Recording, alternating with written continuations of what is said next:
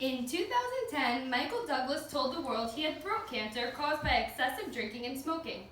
On June 2nd, 2013, during an interview for a website, The Guardian, Catherine Shode asked Michael if he regretted his years of smoking and drinking. He replied, no, because without wanting to get too specific, this particular cancer is caused by HPV, which actually comes about from cunnilingus. My name is Brittany, and I work for a laboratory that performs HPV testing. Every day I go into doctors' offices to teach them about different options for HPV screening. Today I hope you learn about HPV, how to be tested for it, and what to do to prevent it. First, I will discuss what HPV is and how it can affect all of us in this room. Next, we will go over different screening options, and finally, you will learn suggestions for prevention. The human papillomavirus, or more commonly known as HPV, is the most common sexually transmitted infection. Currently, on the CDC website, under HPV statistics, they state that HPV is so common that nearly all sexually active men and women will get the virus at some point in their lives. HPV affects both men and women and is spread through oral, vaginal, and anal sex. Although most strains of this cancer-causing virus have no symptoms, some can cause warts. Originally, doctors thought HPV only affected women because it caused cervical cancer.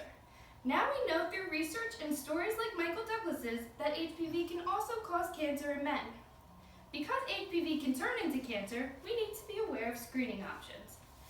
There are tests to find anal, oral, and genital HPV for both men and women. To screen for anal and cervical HPV, doctors use something called a Pap test. They take these tools, this is called a brush, and this is called a spatula, and they insert these into the vaginal or rectal cavity, and then swish it in this jar to get all the cells into this liquid. Then this jar gets sent to the laboratory. The doctor then will wait for your results. And then to test for oral HPV, they use a rinse kit where you spit into a cup.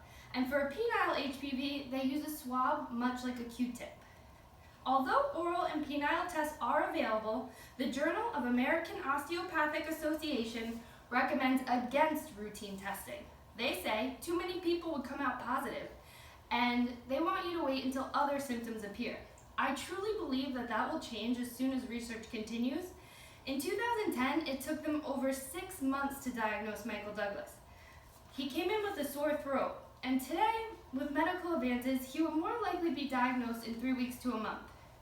When those vials get to the lab, there are 2 platforms that are available for HPV. The Roche platform screens for DNA present, and the Aptamen platform screens for mRNA present.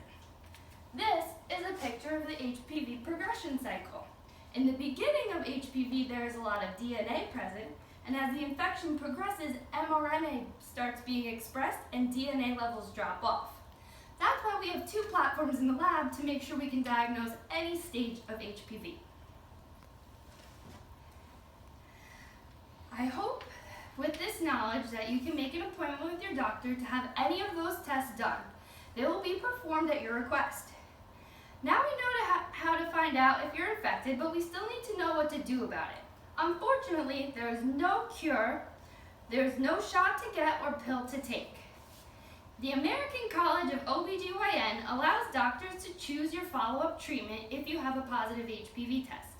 The guidelines set out depend mostly on age or if you want to have kids. If you are under the age of 30, they'll bring you back in 6 months to see if the infection is cleared on its own. If you're over 30, they will send you for additional testing to see if you already have cancer. If there are warts present, the infection did not clear, and the follow-up test came back negative for cancer, the doctor may burn, freeze, or scrape away the affected area to make sure those cells don't progress to cancer. I don't know about you, but none of that sounds fun to me. The best thing you can do for yourself and your children is to get them vaccinated. In 2009, the FDA approved a vaccine for girls between the ages of 9 and 26. In 2012, it was approved for boys as well. Currently, the CDC recommends boys and girls begin the series of shots between the ages of 11 and 12. Most people our age were either never vaccinated or did not complete all 3 shots needed. An article written by Leslie Nemo on October 9, 2018 for Live Science reports, the FDA just approved the shots for people up to the age of 45. Adults should really consider taking advantage of that and protecting themselves from a cancer-causing virus. Condoms and dental dams can help prevent HPV, but it spreads through skin-to-skin contact, so it's not 100% a solution.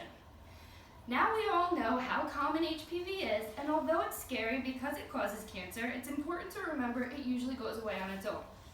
HPV can cause cancer in men and women. You can be tested annually and monitored if you have a positive to ensure that you don't progress to cancer.